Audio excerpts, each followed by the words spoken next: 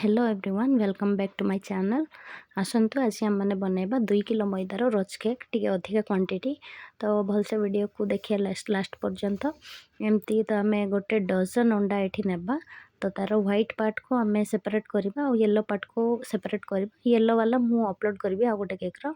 तो ये आम रोज केक देखा अलैच और डालचीनी पाउडर ये 3 स्पून निला। तो अंडार व्हाइट पार्ट ये देखो भलसे मिक्स करदे डालचीनी अलैचर पाउडर को। तापर आम चीनी नेबा ये 2 किलो मैदा जेहेतु आम नहींचु हाफ किलो चीनी नेबा ताकू ग्राइंडिंग करके पाउडर करके नेबा जेहेतु जल्दी मिक्स हो। तो ये चीनी आम भलसे मिसेबा से आमर बहुत वर्ष केक हो तो मम्मी करे ताकू पूरा प्रैक्टिस है।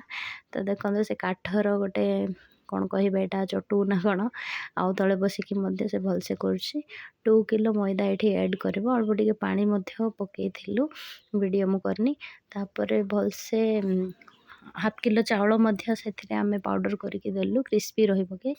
आ ये देखंतु 1.5 लीटर ऑयल से छाणियापाई छांच को गरम तेल रे रखिया किसी समय जेहेतु छांच गरम हेले से बैटरटा लागबनी आ इजिली केकटा बाहरी पड़ो।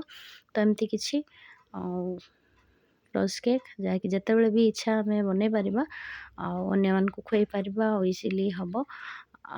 देखु ये बहुत क्वांटिटी तो आम 3 जन मिसिकी यहाँ करूँ बहुत सुंदर होता बहुत क्रिस्पी आउ टेस्टी होता रोज केकटा पाखापाखि 3 बकेट होता यहाँ। तो देखो केते सुंदर भाव से होमती काढ़ी सेपरेट रखीदा तेल सबू काढ़ी देखु रोज केक।